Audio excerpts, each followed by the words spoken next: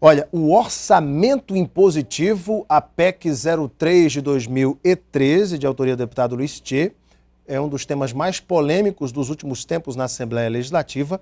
O deputado Geraldo Pereira foi o relator da matéria e os membros da comissão especial que analisa a PEC 03 do orçamento impositivo rejeitou o relatório do deputado Geraldo Pereira.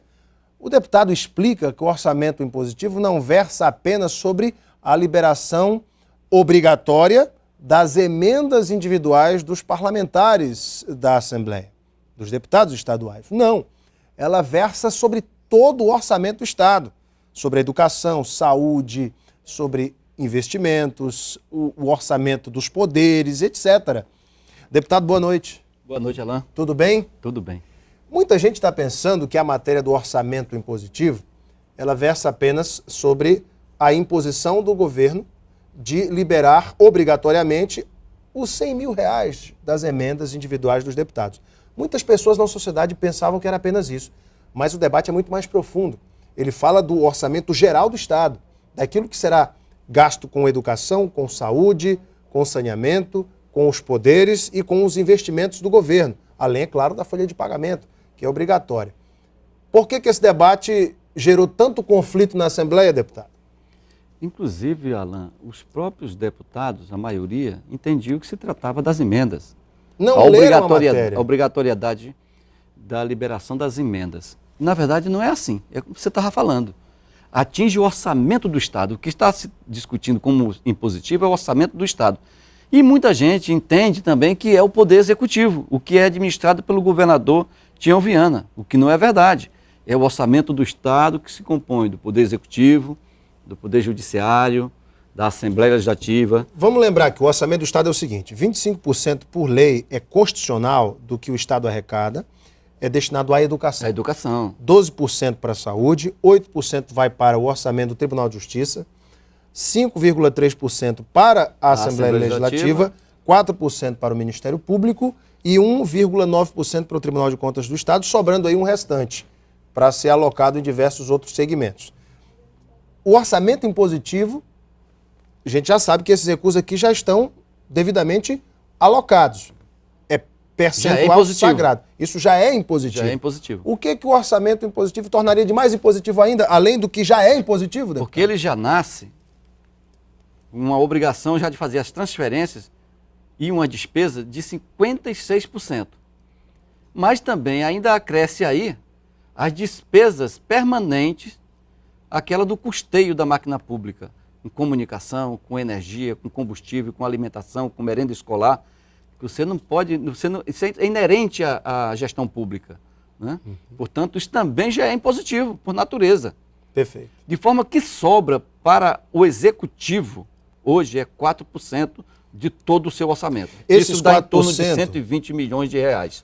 120 milhões. De um orçamento de 5 bi. Esses 4%, 120 milhões de reais, o governo pode, ele tem uma flexibilidade para mexer nesse dinheiro. Ele pode alocar dependendo da demanda, é isso? Hoje? Os 4% porque na verdade é da receita corrente líquida, né? Não é dos 5 bi, é da receita corrente líquida. Esse é para o investimento. É que fica livre para o governo fazer investimento, inclusive para as contrapartidas dos convênios. Entendeu? Por exemplo, quando o governo do Estado celebra um convênio com o governo federal para a construção de um ginásio, por exemplo, digamos que o Ministério do Esporte envia 90%, 10% é contrapartida do Estado. Tem que estar dentro desse montante que sobra para o Estado, que é apenas os 4%. Então, se a gente for pensar bem, 120 milhões. O Estado é engessado. O governo está sobrevivendo, graças a Deus, foi dos empréstimos autorizados pela Assembleia Legislativa. Senão, o governo não estaria fazendo os investimentos que estão sendo feitos em todo o estado do Acre. Principalmente aqueles ligados à infraestrutura das cidades do estado do Acre, né? Os deputados dessa comissão especial, eles, pelo que eu tenho entendido, eles argumentam exatamente isso. Não, nós temos que estabelecer as regras, o governo tem que obedecer onde deve ser investido esse dinheiro e o investido também o recurso das emendas parlamentares. Como é que foi travado esse debate? E aí é que é a grande diferença. Eu não sou contra as emendas, liberação de emendas, Alain. Eu sou a favor de que tenha as emendas. Mas não que não pode é engessar o orçamento. Porque o orçamento, você faz, quando vai elaborar o orçamento, é uma previsão de receita e você fixa a despesa. Por natureza, já não pode ser impositivo. Como? Que se você tem uma previsão de que vai arrecadar R$100, mas não é garantido, e é fixado uma despesa de R$100. Não pode ser impositivo você realizar os R$100, executar aqueles R$100 com aquela despesa. Porque se não realizar os R$100 na receita... Se a arrecadação não for de R$100... Se ela não é garantida.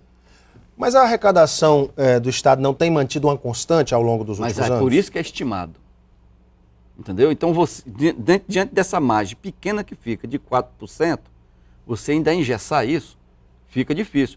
Os poderes também, o Tribunal de Justiça, a Assembleia Legislativa, o Ministério Público, o Tribunal de Contas, também tem que fazer um orçamento bem ajustado, porque serão obrigados a executar de acordo com o que for aprovado pela Assembleia Legislativa.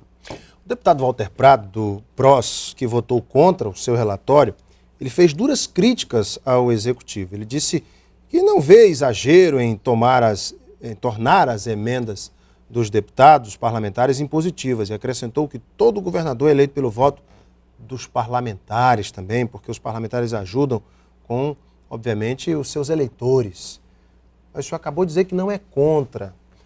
Qual seria o meio termo aí? Os deputados entenderem o orçamento impositivo, permitirem essa flexibilização desses 4% que ainda sobram de investimentos para o Estado, e aí sim, dentro desse recurso também tornar impositivas as emendas? É possível separar as matérias, deputado? É possível.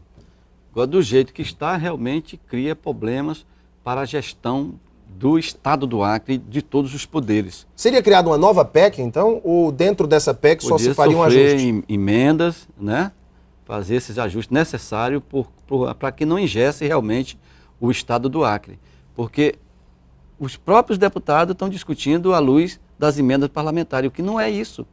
O que está discutindo, que foi proposto pelo deputado Tchê.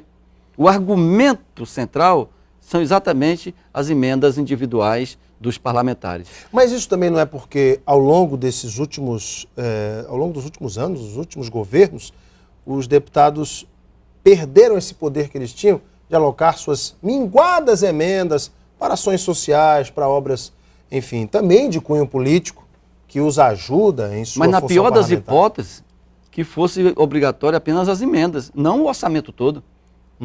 Por conta de que uma crise financeira, o governo é obrigado a fazer os ajustes já lá previsto na lei de responsabilidade fiscal, entendeu? A própria emenda parlamentar está dizendo que o governo tem que ser proativo e enxergar uma eventual crise 6 meses antes, para fazer a proposição de mexer, de ter uma autorização legislativa.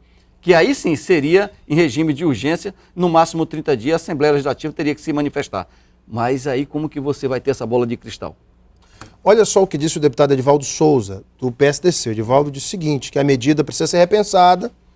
Ele se referiu ao seu relatório, ele citou que a educação e a saúde já têm orçamento próprio, a gente citou aqui 25% e 12%, respectivamente, e disse o seguinte, o deputado Edivaldo Souza, eu não tenho obrigação de me preocupar com isso. Eu sou deputado estadual, não sou o secretário de Estado. O que engessa o Estado são esses empréstimos que aprovamos aqui todo ano. O que o senhor comenta sobre isso? Eu acho que aí houve um equívoco, né? Talvez ele não tenha nem pensado não tivesse com esse raciocínio, o deputado Edivaldo Souza. Porque o que está salvando o Estado do Acre é exatamente os empréstimos. Senão, como que o Estado do Acre ia sobreviver com 120 milhões? A oposição diz o seguinte, não ia se gerar emprego, que é tudo tanto que se reclama. Como que ia tirar o povo da lama, Alain? Como que tirar o povo da poeira, que cada um de nós políticos, vamos lá, reclamamos que o povo está na poeira, que o povo está na lama? Deputado, o Estado forte é o Estado que gera as condições para a iniciativa privada gerar os empregos que o Estado não pode gerar.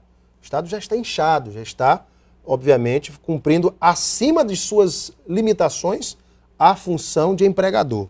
Ora, como o Estado poderia ajudar, e já tem feito, inclusive, incrementando a indústria, a ZPE está aí às portas, né, de funcionar, mas a curto prazo, como o Estado poderia incrementar ainda mais a pequena indústria, o pequeno comércio que está gerando emprego e renda? O deputado Chagas Romão chegou a falar sobre a redução do ICMS sobre a conta de luz, de 25% para 17%, como era antes do governo Jorge Viana, como uma forma de incrementar os investimentos no Estado. O que o senhor pensa disso? No senso comum, todo mundo quer pagar menos impostos, quer contribuir menos, carga tributária menor e desenvolvimento a todo vapor. Só que isso não acontece assim, né? Por exemplo, como que estaríamos fazendo o desenvolvimento do estado do Acre? Que parece paradoxal. Parece não, é. Você pede o desenvolvimento, cobra o desenvolvimento e os recursos para fazer o desenvolvimento, porque você mesmo, agora você falou, a iniciativa privada é que teria que alavancar o desenvolvimento. Mas para que a iniciativa privada se encoraje em alavancar o desenvolvimento, é preciso que o poder público crie a infraestrutura necessária, mínima necessária, que são as ruas, as estradas, os ramais, o desenvolvimento da educação, porque isso é elementar para que um Estado possa se desenvolver. É o serviço básico de saúde consistente, funcionando à disposição. O saneamento básico que está indo junto com o programa Rua do Povo. Isso tudo é muito caro. E se não fosse os empréstimos, nada disso estaria acontecendo. O senhor é especialista em finanças. O Estado, daqui a alguns anos, quando começar a pagar esses empréstimos, vai ter condições financeiras de arcar com isso tudo? O Estado